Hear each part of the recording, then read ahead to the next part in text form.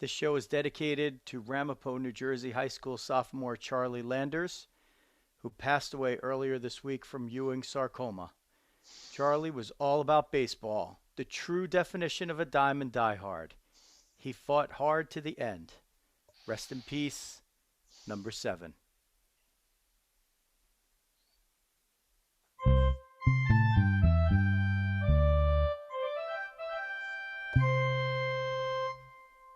Joe Rizzo here bringing you baseball, along with the dog, Jeff Healy. Not the usual way that we would start a show, but for good reason.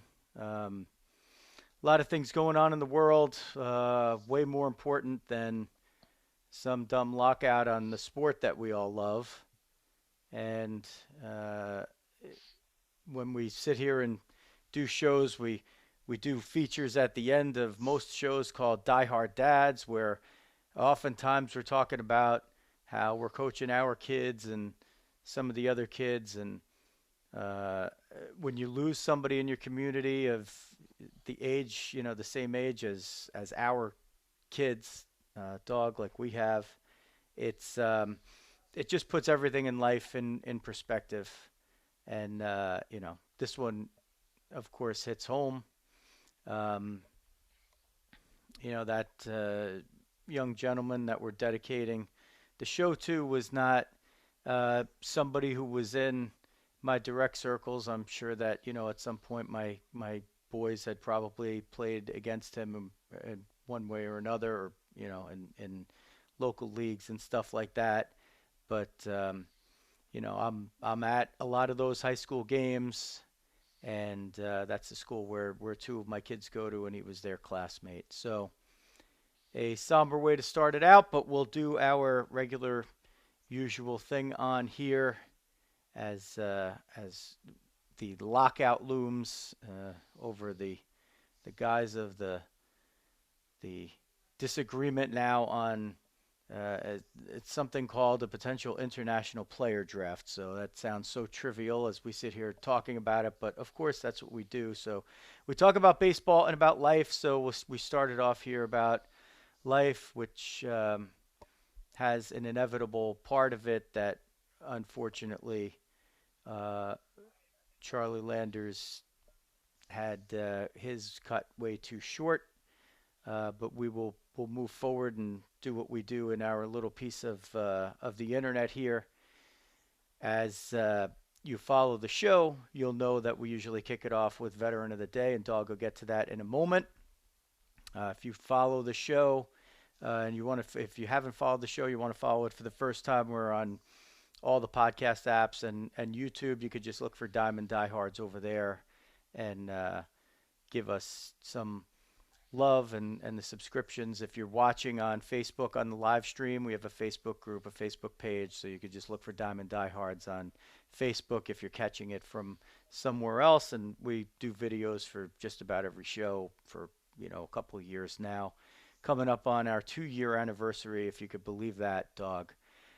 So without further ado, we'll kick it over to my colleague Jeff the Dog Healy for Veteran of the Day. All right, thanks, Riz. And just want to take a sec. Great job on the intro there. It was great reading some of the comments that people had on on the article that we read. It really puts it in perspective, right? And like I said, like you're saying, I've got a 15-year-old now. Um, just so tragic. And his last request was, send me a picture of me on the mound, right, playing baseball. I mean, MLB, MLBPA. I mean, come on, guys. You know what? I mean, you look and see something like this, and it really puts it back to what we should be talking about. But I'm sure we'll talk that in the rest of the show here.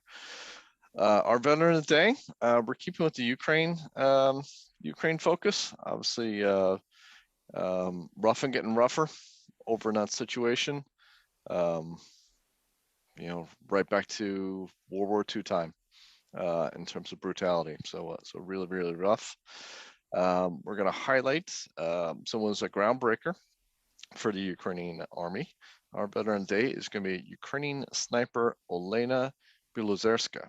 If I butcher, I apologize. Doing the best I can out here. Um, she she was a journalist and a poet. In 2014, the war kicked off with the Russian separatists in the region of Donbass and the Crimea, and the first time the Russia and Ukraine fought each other. So she actually saved up for 2 years to buy a rifle so she could be a sniper and help defend her country. So she fought against Russian separatists in Donbass, starting in 2014, earning herself over 10 confirmed kills. Interestingly, she actually officially never joined the Ukrainian army, so she's kind of a paramilitary, I guess we would call it. She was part of a documentary on Ukrainian women serving in combat during the Donbass resistance, and how at the time they were not allowed to serve in combat roles, though they were doing so as snipers and combat medics and so forth like that. So it was actually a documentary that featured 6 Ukrainian women who were serving in combat. Finally got shown on state TV, and led to the Ukrainian army actually opening up combat roles to women starting in 2017. So kind of shocking. Until then, they were not officially listed as that. They're actually listed as like seamstresses and mechanics and stuff like that. Meanwhile, they're out there serving on the front lines and stuff. So really, really groundbreaking on that. I was trying to see, as of at least yesterday, she was still serving and going out and helping to defend her country. So again, our veteran of the day, Ukrainian sniper Olena Bilozerska. There's just we could use some good news, Dawg. We could use some good news. We're getting heroic stories over there, but this we've gone very local here to start it off, but with a story and a feeling that everybody out there really can relate to, whether you've been that kid that just loved playing ball, or you're a parent, or um, you're a brother or a sister who has somebody who's just passionate about something, right? And that they get taken away too soon. Um, and then you juxtapose that with, this kind of stuff is unfortunately happening every day. But then you juxtapose that with the war that's going on, and here we are thinking, each day we're like, okay, the owners and the players are back at the table, and they're going to get it done, and it's looking good, and they're down to the international draft, which doesn't exist right now, right? Like, so it's an issue that doesn't even exist. So you theoretically, you know, sure, you want to negotiate it, but how could you get this close and then make that be a stickling point? And the early returns out there are saying that there was gruff on the way that it was presented to the MLBPA, and who decided to say what. I mean, you got to just check the egos at the door at this point. I mean, how do you not turn on the TV? Okay? Turn on the TV and then walk back into your negotiation room with your ego in the other room. It's about time. And you know what? We're easy, right? We're pretty easy fans here. We're diehards. We're gonna be there. But when they start to test the diehards and you start to push those out, that's when you're making irreparable damage. Because okay, we're not the current biggest maybe demographic that they want. They want people a little bit younger than us, but we That's still actually got we still got kids, right? that was an amazing stat, Riz, that I actually saw on Jeff Fry's website, the SaveTheGameUS.com, that like the average like age for the MLB viewer is like I want to say like he was here 53 or 57. Yeah. It was like like an eye opener, and hence why they're push on it. That if they don't make the game more enjoyable for the younger fan. Um, all the squabbling, right? Like I said, It's all fun and games until the pie shrinks, and they're heading rapidly to the next couple of negotiations. Before they know it, that pie is going to shrink, whether they accept that or not, unless they fix the game. So yeah, sitting there squabbling over short term, you may miss the forest for the trees in this one, because in 10 years you may be talking about how we're going to be reducing salary caps because teams are going bankrupt or whatever, or minimum salaries have to go down for players, which has never happened, right? So yeah, it's wake up time for baseball. It's at some point you can't lose the diehards. Uh, you gotta protect the base, right? Yeah, you got to grow the next diehards. That's the real problem. Right. We'll still watch, but you know what? We're not going to spend as much. We're not going to do this. We're not going to do that, and there's going to be less of us, right? And you're going to be less and less relevant to have on new TV outlets. Well, TV maybe isn't the right word. True broadcast, I guess, at this point, right? Which is sort of another one I'm thinking of as I'm digressing all over. But the fact you used to have a couple main avenues. So it was like if you were a broadcast network, right, you were fighting like crazy to get the rights to baseball, right? And now it's getting so diffuse, and it's great to sort of maximize your short-term money. But again, now if I'm NBC and instead of having, I don't know, 100 games, I get 80 games. Do I really care? Right? I'm like if I was going from 100 to a 0, right, I might pay a ton because you know what? I don't want Fox to get it, or I don't want CBS to get it.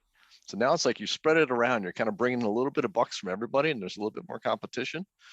But I'm also sort of wondering that it reduces the, I guess, the prestige value of it to the individual networks, and it just kind of sort of commoditizes it more, in my opinion. Well, they just got streaming deals with Apple and NBC, right? That just was announced over the last couple of days here. Yeah. So the owners aren't just negotiating with the players. They're making their streaming deals, and they're setting those things in motion. And if they want to try to cry poverty, that's one thing. But now we're getting to the point where the owners are going out and they're meeting the players, right? They're meeting them where they want to be, and there's everybody's got a hair up their butt about that you have to be more nice or whatever. Come on. I mean, it's a deal. Just make the deal. Don't worry about it. In 3 days, nobody's going to care how everybody reacted in the room. Okay, as long as you're just act civil, and either make the deal or don't. And how you could get so close over and over, and then just keep walking away? It's obstinance. That's what it is. It's obstinance. Everybody wants to win the game 10-1 here, but the owners. Everyone wants the other guy to lose, which is I've been saying the whole time. I think that's been the problem the whole way with this, is that both sides just seem to be so anxious of punishing the other side rather than maximizing value for each of their sides, which can lead to a fine deal. Well, what we talked about in the last show, or maybe 2 shows ago, was it's like having a forest of small trees, and there's one axe, and first, the axe is in the hands of the owners, and they chop down a couple of these trees, and then it's in the hands of the players. They got to chop down some trees over there, and they can't, they can't have one of those saws where they're on either side and doing things the right way to agree, but they keep chopping down the trees, and they're making some progress. Well, now they're down to the last tree. And the last tree has to be chopped down. Otherwise, we can't build what we're going to build there. And now they can't decide, the owners take a couple of hacks at it, and the players are like, oh, you can't chop the tree down like that. I don't like the way that you swung the axe. You hit it too high or you hit it too low. Like, these are just details at this point. And it's easy for us to just say it because we're not there in the negotiations. But I'll tell you what, we have a voice because we're the fans. And our voice matters because as a fan, by definition, you're the customers. So when the customer is starting to get mad at the fact that you're not producing a product that they love and that you're so close to being able to do it and you're nitpicking on a couple of things here and there, and now all of a sudden, you've had to cancel 2 weeks of the season, whereas you could have had the first week of the season in a way. You wouldn't have had the start date back, but you would have had the first 6 games that were canceled essentially like reinstated. They would have played like a 3 extra days at the end of the season, and they would have made up the other 3 games as part of doubleheaders. I don't know if they would have been 7 inning doubleheaders. That stuff I don't think was ever clear, but in any way, shape, or form, they were going to play 162. And if they played 162, that's good for the players because they get paid based on the amount of games that there are. So that's why the players want to play 162. Well, once the owners kind of let that ship sail, the pressure definitely does come to the players. But to be honest, Dog, I feel like the owners have been making most of the concessions here, Yeah. and there's just some nitpickiness where in the owner's house, you've had some of these small market owners plus the Angels, like being the flies in the ointment. But it seems like they got themselves together enough that the ball was moving, and it really looked like, if you were watching the tweets and looking at the writers and the broadcasters and listening to it and consuming the content in whatever way you choose to do it, the Athletic, MLB.com, Mad Dog Russo, whatever it is, right? Um, Jeff Passan, it looked like we were really closing in on a deal, and that there was momentum now, that we've had it a couple of times. So I still don't want to give up the ship here because when you're that close, it does seem silly to just say, well, we're this close, so now we're just going to blow the whole thing up and start all over again. Like, that's usually not how it works. But with the bitterness and the egos and everything that are going on, like, I'm starting to get to the point where I wouldn't put it past them. And I've said from the beginning that this did not feel like it was going to be a protracted labor disagreement. It just didn't have the feel of it to me.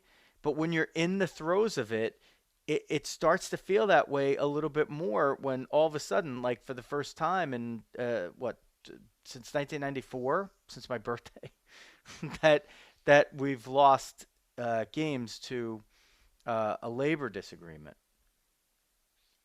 Yeah, I mean it's and you correctly identify. I think that's the pressure's going to start going on the players, right? And that every delay from henceforth is probably going to wind up costing games at this point because the schedule is just going to be kind of too difficult to put together like that.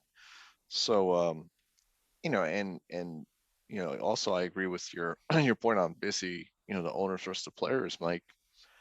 It seems like the owners have pretty much moved the salary cap kind of around where the players had it, right? So negotiating a little bit, a little higher here and a little lower at the end or something, but and pretty much kind of given what they wanted. They gave them like minimum salaries and so forth. I mean, they might. I think the owners maybe got extra playoff games. It sounds like was the last sort of negotiation on that. So you got some extra games at the end there, which again, as a player, I mean, that gives you more opportunity to make the playoffs too, right? And do something in the playoffs. I think that's, well, yes, it's more games that you have to play, but I think in general you always want to get a chance to go win the World Series. So I'm not sure that's a huge give on the player side. Um, like your opponent's like what's your problem?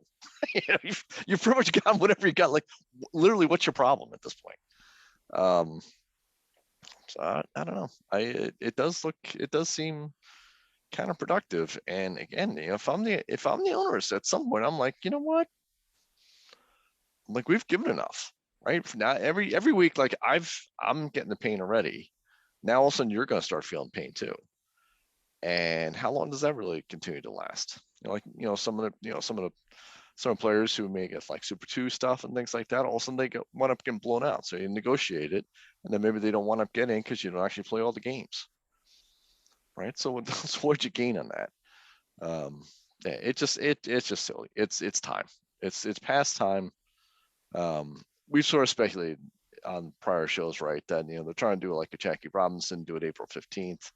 It's probably a better time to start the season anyway. It's the first week or two, so you always get weather disruptions and everything like that. So who knows? Maybe this is all free up until now, but any delay beyond here is just crazy. It's crazy we got here in the first place, and anything beyond here is truly a whole nother level.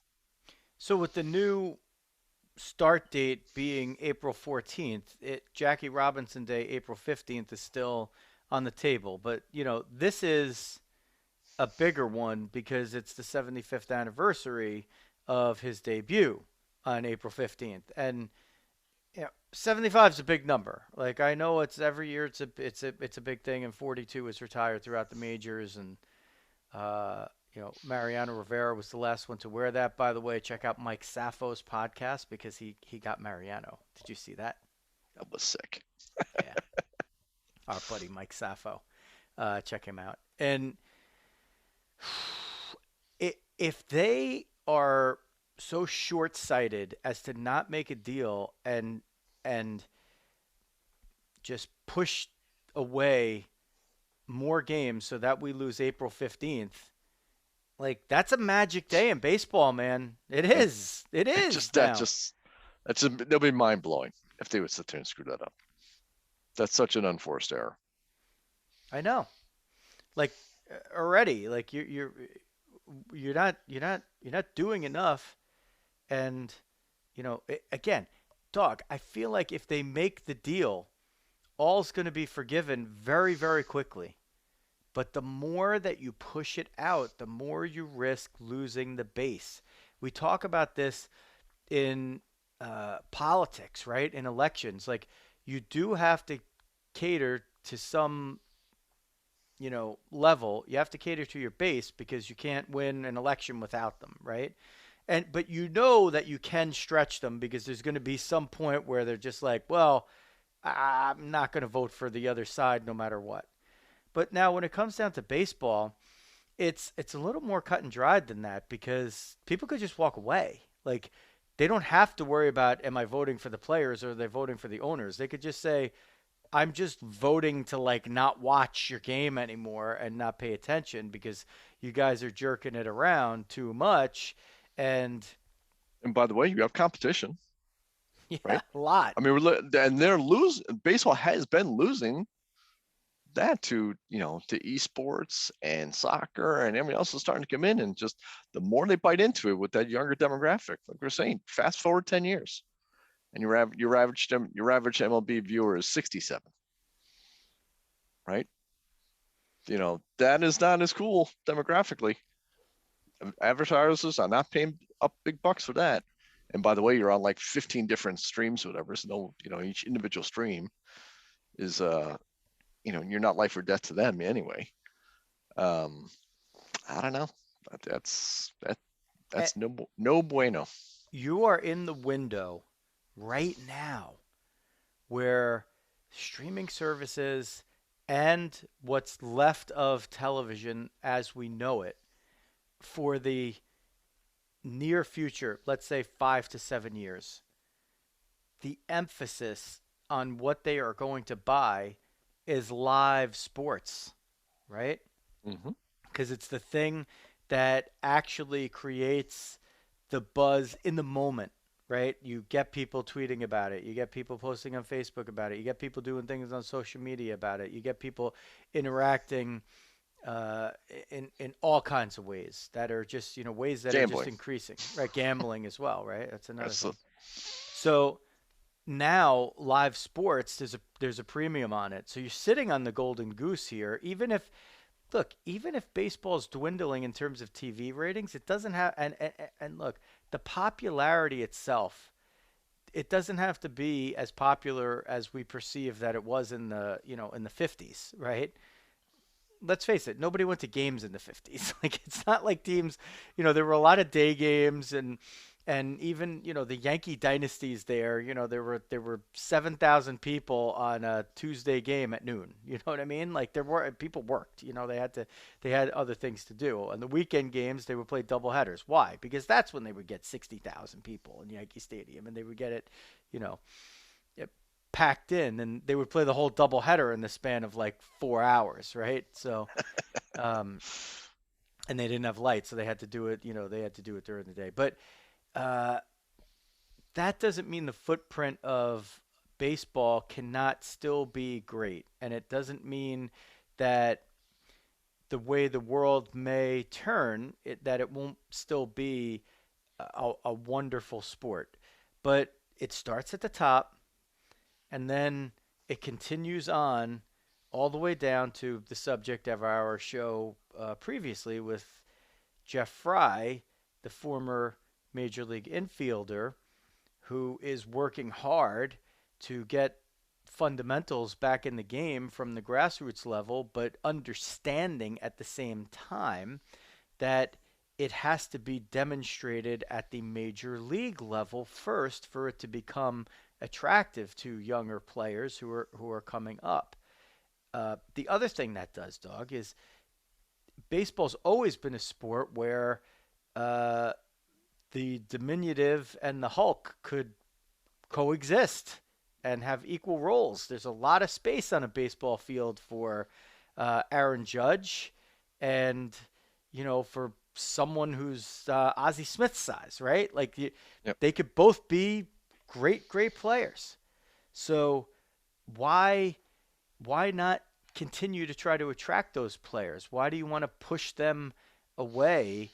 Push the smaller, scrappier player away from the game. No, you want those people in the game. You want the game to be open to everybody. You want the game to be open. We want our young ladies and women who love baseball to have an option to be able to play it, right? Like that, we want to do more as far as that's concerned. And we're doing it on the coaching level and the administration level, like getting some of our great women into the game as we celebrate Women's History Day and month. So there's growth potential there, right? I mean, Dog, let's face it, some of the biggest baseball fans and baseball knowledgeable people we know happen to be female, and they're only starting to get really recognized these last few years. And recognized meaning with jobs and respected in high level positions, be it in the in the media or administration, from professional teams and professional organizations. So there's a lot of room for growth there, but so much of it, all of it depends on labor deals at the top. And one of the reasons why baseball has been profitable, not to the level of football, but it's been still a great sport, is there hasn't been any labor strife really since 1994.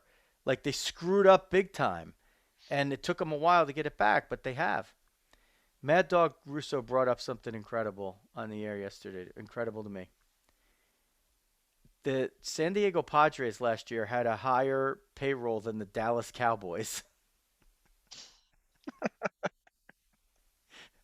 I don't even have to say like all of the rest of the stuff that he said because it just goes to show you like in the NFL, they have a salary cap and all the franchises, they're That's not it. all Yeah. worth the same, but it raises the water, the tide raises all boats in the NFL, right? And in baseball, you still have this strife between, the weak sisters, and except for the Rays who always manage to compete, but you sort of have this strife. But still, the baseball teams are of great value, and we have a chance here to really do something good and to really project our game into this next 25 year quarter century type situation. um and this is like a real pivotal point and they're willing to blow it over like the international draft, like because which doesn't even exist right now. So either do it or don't do it. I do like the idea of saying, well, institute it by 2024, and you have a chance to, review it over the next few months and decide after the season. I think that was one thing that was put forth out there. That's sensible. That makes sense. Unless it really, really in the room feels disingenuous. Um, there's cases for it. There's cases against it. Uh, that like Fernando Tatis Jr., the face or one of the faces of the game, is very much against it, as apparently the players are. I mean, as he said, in his opinion, it would basically kill baseball in the Dominican Republic because these guys look forward to being able to get a chance to get those bonuses and whatever. Well, so more of them maybe would be recognized and drafted if they had an international draft, perhaps, and probably the ones that were worth the money would still get the bonus money as the higher picks, right? I don't think there's as much mystery in scouting players there today as there was in 1972, right? I mean, where it was kind of like a crapshoot. You're like, oh, who's this kid? I mean, 72, even 2002, right? Like, you'd see, and even today in baseball, right? You see people that are drafted very high, and some of them make it, and some of them don't. But the ones that are drafted high, at least, are more likely to get some of that bonus money. So maybe it would encourage more to actually play, maybe not. I don't really know. I haven't sat there and like thought that one through because Yeah. it's I not mean, my job. But I think that's sort of a like the players never want to have restrictions. So a draft by definition is basically restricting the ability of players to go sign with whatever team that wants them, right? So inevitably there's a little bit of anti-competitiveness with the with the wages. Um, I think it sort of sounds like that's a my guess it's the small market owners are trying to kind of put a cap in there so that the big five or six whatever don't have the deepest organizations um, in the different Latin American primarily countries, and they get to basically pick up the best players from there because they have the deepest knowledge in the scouting, and they can pay up to do it. Versus I'm the Kansas State Royals. I wanted the ability to basically go in and everyone else is like highlighted who all these top players are, et cetera, et cetera. And then I'll get to grab number 9 anyway, and I don't have to put much into it. So it's a fairly cheap. It's a source of cheap labor for me if I'm a small market owner, is my guess on that. So hence why the players don't want to have it. Like if you're good, you're going to sign with somebody, and if you're um, the bigger teams, you got the most resources, you're going to find the best players. It's kind of like the Yankees in the 50s and 60s, right before we had the drafts and stuff like that, right, where they would just get the best players all the time. and I aren't would there I would anticipate you'd have an extension of that. and aren't there like different aspects of it where there would be a certain amount of rounds, right? And then after those rounds are complete, if you still want to sign those other people that are eligible as free agents, then you could do that. I mean, Yeah. It's maybe like they crazy. make a Then I'm sorry. Then you look at like like Frito was saying last time, right? Now all of a sudden they cut it down to the U.S. draft is 5 rounds no. It instead was of like it well, used it to be. was only for that one year, but it's back to Yeah, but 20. But still, it's still, it's like only right. 20. It's a crazy thing on that. Like now you didn't care about the draft like a couple of times ago, and you didn't want to pay up for everyone else, and then all of a sudden now you want to like put a draft in on the rest of the world. But I don't know. It's just who are we talking, right? We're talking one player in your roster, maybe Oh, well, two players in your roster. I mean, come on. That might make it down the road. right, I but it's just that player might end up being Shohei Ohtani. true. And he's going to go to a big market team. Right? I mean, I guess that's sort of the flip of it, right? Is or that or if Woody, I'm on the Royals, I want a chance to get Ohtani. The Otanis of the world or whatever, right? Or the Tatis, maybe. or the Tatis maybe. So Well, the White Sox had him; they traded him. Good job on that. See, How you feeling about big game James right now? How you feeling about that? oh man, Not a great deal for the Sox. It makes you want to throw your arms up in the it's air. a But depressing listen, show. you can't. Should have brought the bourbon. I'm drinking a seltzer tonight. This is a mistake. Wow, that's me too. I'm on the seltzer tonight too, and that's a I got rarity the for me. lime flavored puller or whatever. Wow, this is unbelievable. I got lemon. So I lemon's okay. I prefer the lime though. I do So too. I just grabbed whatever was in the fridge and then hustled up. But I got my the usual dad. I get what's left. no dad buzz. I'm Oh, you repping got the the D true. again So you got today. the good Yeah. stuff. I have the just the bubbles. I am. Yeah, I not a big. I might switch it up next time. I, What's up done with that? What's up done with that? I might switch it up. all right. So Um, we're gonna get this done or what? The deal. Dog, you know me. Like, I am always an optimist. Like literally, I am one of the like when they describe eternal optimist, that's me. Like I find the worst problems in the world, and then I put it against these, and and I just think logically, and I'm like, how could it not get done, right? But Yep. I'm not in the room, so I do admit that the more that it goes on, the more I have my doubts. But I don't like to, you know, be penny and keep yelling the sky is falling when I know that they are very close in the negotiations. And sometimes in negotiations, feathers get ruffled when you're in these rooms. You've been in these rooms. I've been in these rooms, right? Hmm. Not with this much at stake. Maybe you have. Probably not. That's a big number. World energy is pretty big business. But when feathers get ruffled, it's not just two people that are in the room. And typically, then what happens is if you're really close on a deal, cooler heads prevail. Those people get together. The other ones cool down. You get down to brass tacks, and you just hammer out the deal. And you're like, look, we got this. Let's just do it. We'll be done. People need to go out and play baseball. They need to go see games, and this is where everybody belongs on fields and in dugouts, right? So I can't believe that they're that close and that it's just going to stretch on. But I've been wrong here. I thought they would start on time. That was my first prediction. My alternate prediction to that was that they'd be playing by, by April 15th, that they wouldn't miss that. But that's the traditionalist in me.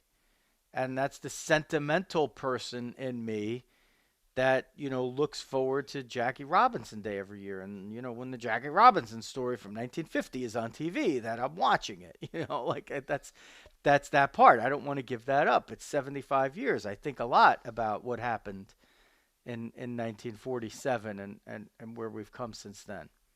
So I admit that maybe the wool is over my eyes a little bit, dog. But I gotta stand in the pocket here and be willing to take the hit and say I just I'll be in disbelief if they don't get the deal done and they lose more games to push it past losing Jackie Robinson Day.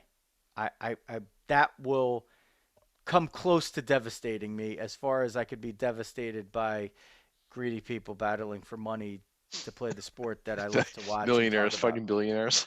Whatever. I don't begrudge anybody's way to make a Yeah. living. If I had the talent, I would be going out there for every buck that I could get. So I don't blame anybody for doing it. But players are always going to have the myopic side because their careers are short and they want to make a lot of money, and they could say they're worried about the next generation and everything, but they really need to get in there and get paid. And they know that in the history of baseball, since they've had the players union, it's rarely been left worse than when they found it as a generation of players moves in and out. So I would expect that to kind of continue, and it looks pretty much like they have a deal that's amicable. I mean, I don't even want to talk about the other stuff like larger bases and expanded playoffs. I mean, I'm not ready for that yet. Like some of that stuff just doesn't make any sense to me. I'm more concerned about just them getting the deal done and being out there uh, so we can enjoy it. Until then, I'll be at the local ball fields watching the softball games and the baseball games and wishing that there was major league stuff going on. We're starting softball, I think on Friday around here in most places. So at least those will be practices and stuff like that. I'll be looking to catch a little bit of that stuff going on. Yeah, yeah, we got we doing diehard dads. um, I think maybe I don't know. Did we yeah. just break into it? Kind of. If you got to let me know if we're gonna do the segment, you got to tell me right now. I'll let you That's, introduce it. yeah, sure, why not? Okay, so how do I intro prior to the music, or I'm always Prior. Go ahead. prior? All right, You're on the spot. all right. Now it's time. It's time for wrapping up like we usually do with diehard dads. There we go. That was a little better. Balk. I just I balked right there. Split the hands. Yeah. So Uh, all right, let's see. I guess I'll start. We had a couple fun ones. We celebrated the oldest his 24th birthday, so that was a fun one. That we went out with all of us who were still around, going out and celebrating his birthday. We did a little music was it music trivia at this local pub and stuff. So that was kind of cool. Actually, it was like music bingo. I'm sorry, that's what it was, music bingo. So we did have the advantage of having the old folks and the younger folks all working together to figure out what the different songs were and stuff like that. And Noreen was cheating with Shazam too, but let's go. Actually, so Ryan got really he got a cool Jameson t-shirt, which hopefully he will wear, and hopefully we can get together on St. Patrick's Day for a little bit. So that'll be fun. So that was our Die Hard Dead little celebration. Mine's gonna be another hockey one. So we wrapped up the New Jersey Rockets season this past weekend. We kind of wrapped it up like the weekend before that because it was the playoff weekend and there were just a couple of games.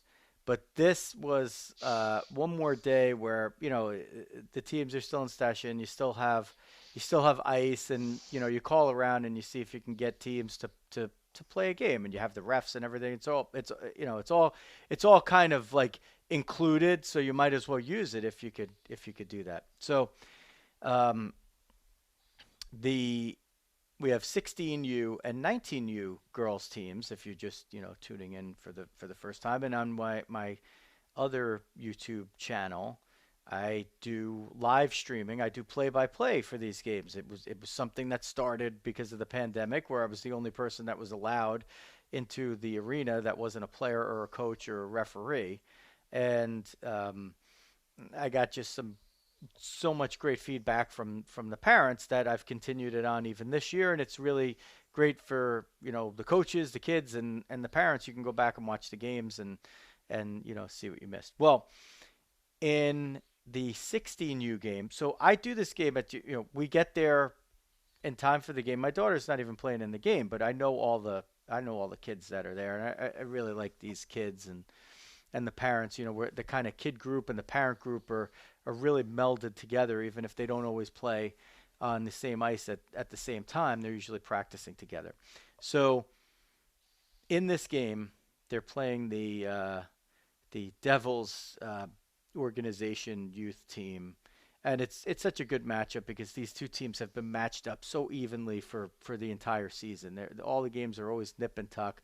One time it goes one way, one time it goes the other way.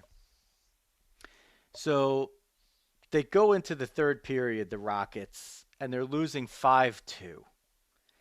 So, I'm lamenting about it's the last time this group is going to be together as it's currently constituted. You might have, a lot of the girls back, but just kids age up, people move, life gets in the way, whatever. So that season ending kind of bit of finality where you're in the last period. Well, early on in the last period, one of the girls, Elise, scores her first goal of the season. Oh, awesome.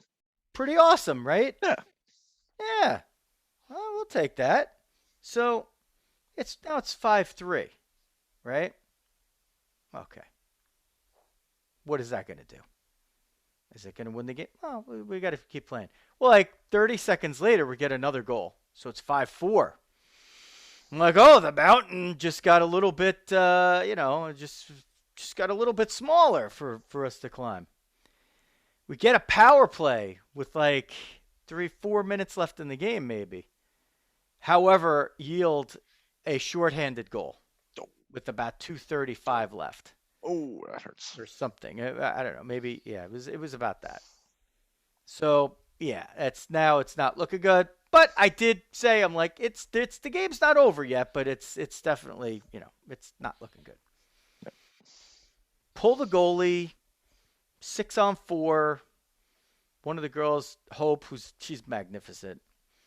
She comes down, gets through a bunch of people. She's to the side of the net, and she just kind of throws it. She's trying to center it, but I guess it like hits off the side of the goalie's pad and kind of finds its way in. Nobody knew it was in, but I saw the ref point to the net. So it's 6-5. And there's 42.6 seconds left in the season. So like, wow, we got a barn burner here. Coach he takes that was like the first line and plus one. It's all the team has a fair range of some really experienced girls and some less experienced girls, like the one who scored. Mm-hmm. So he puts the fourth line out there. Now the girl centering the fourth line was in the See, development. normally that'd be a brawl. Yeah, no brawls here. Like we're getting excited here. The girl centering the fourth line is playing her first game at this level. She's been in the development program all year. Was a newbie. Mm-hmm. And she got the call up like, hey, you've been working hard all year. Throw on a jersey, come play in the game. Goalie's back in. 42.6 seconds left at 6-5. Girl wins the faceoff.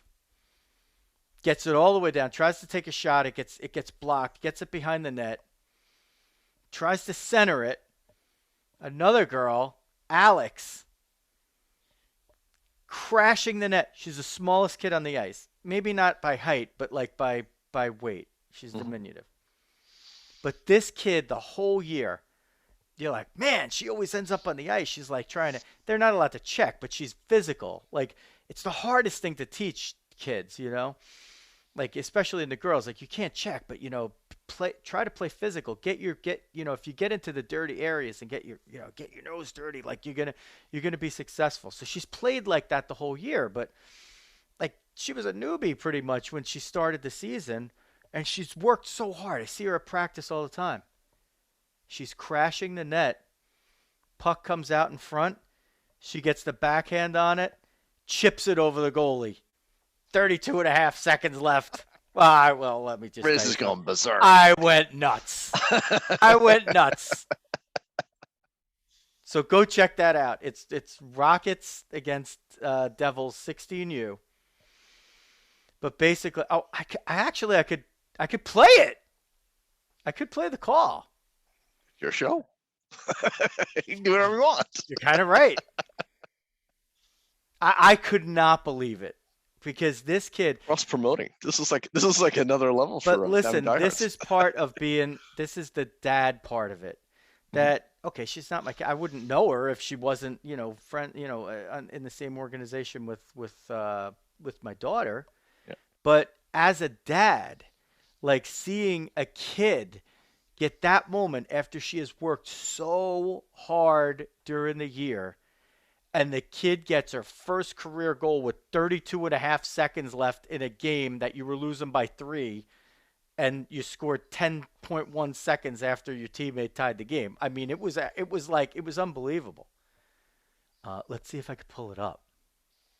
Wait, let me just make sure I still have that on. Okay, yeah. Let's see if I could pull it up. I got to find the other YouTube channel. Yeah, This is some real selfless cross promoting right here. Selfless. Oh wait, hold on. I gotta try to mute that. This is good. This is why we have a producer who is never produces, by the way. That's okay. Okay, I gotta try to find it here.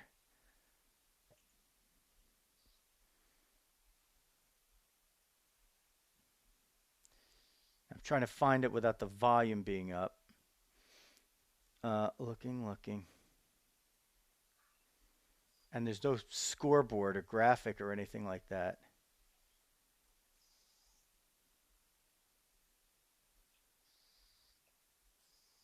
Oh, that's the end of the game. Okay. No, I could not have been happier for this kid if she was my own kid. I really mean it. Okay. All right, here we go. You ready, Dawg? I am ready. Okay, here we go. It was 5-2 heading into the third. How was that? Could you hear that? That was good. That was good. I liked it. I liked the building tension in the way. That was a great start to it right there. So we've just tied it. We just got within 6-5. Just now. You're painting the word picture. Or wait, let me make sure I got the. Oh wait, hold on. No wait. Oh wait, I jumped the gun. It's a good thing that I. All right, it's a good thing that I didn't let that play because I had it wrong. Still, I gotta get back. Welcome to unscripted social media, folks. Yeah, welcome to the unscripted show. I should do the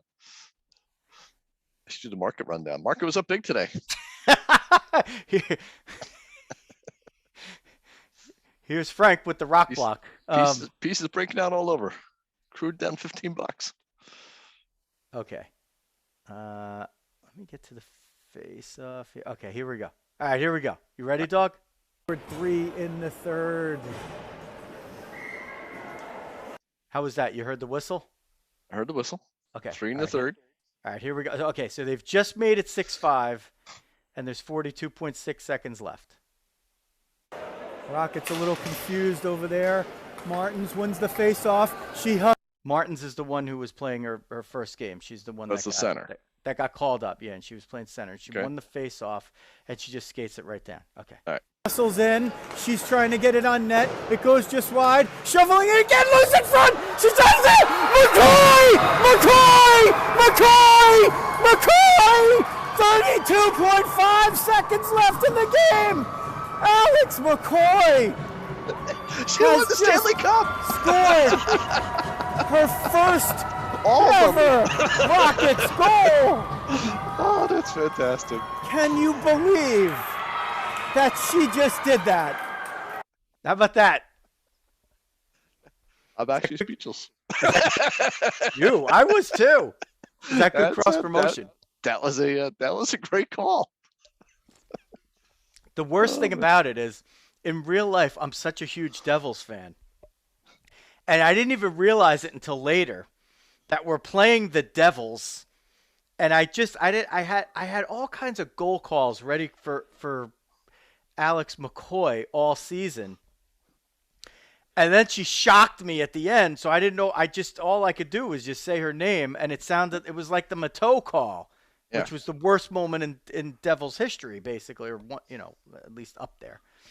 And it was like against the Devils, and so there it was. So, so that part of it, I was like, I kind of, but it was totally like off the cuff. Like I couldn't believe. I was so happy for this kid. I got to tell you. And that's the diehard dad. Like it was, Yeah. I felt it as like a dad moment where you just sit there and you watch these kids, as it's you're there. If you're coaching or you're always at the practices and the games, and good kid, good family. You get to know people a little bit, and I always found real delight in watching, especially kids who are just coming on, like, Mhm. and learning like throughout the younger ages and whatever it is. But even at this age, look, I mean, girls taking up hockey at like 14, 15. I mean, hockey's hard, man. It's really hard. You got to learn how to skate before you could do anything. And then you got to do all that other stuff. So for girls to take it on, most girls are quitting it by that age, let alone, taking it on. And over the course of the year, you watch the kid just work and work and work, and then she gets that moment. And, to be honest, she gave me that moment too. So how about that? That's a diehard dad cross promotion right there. And We gotta tag everybody in this one. yeah, We got well, Safer, we got Mo. We dropped everyone's name in this one. I know we had to end it. I think we had to end it on a A good little note up note. there. Yep. Yeah, had to end it on an up note there. And if you wanna do something like make an announcement about your first career goal, you want to get the word out there, old school, put postcards in people's hands of the celebration. FMSgraphics.com, dog. That's the way to go. You could go there for all your printing and promotional needs now that the economy is opening up in terms of the COVID stuff being lifted just about everywhere. You might want to be at trade shows or just do more in-person stuff. And people like to have stuff put in their hands, and that's a good way to spread the word about your business or your event. FMSgraphics.com is a family-run, family-owned business for the last 50 years. So check them out once again for all your printing and promotional needs. FMSgraphics.com. FMSgraphics.com. And of course, Dawg, we're battling the snow and the sleet and maybe the rain here in the Northeast as we hit March 9th. And that's going to mean dirty cars, dirty trucks, dirty vehicles.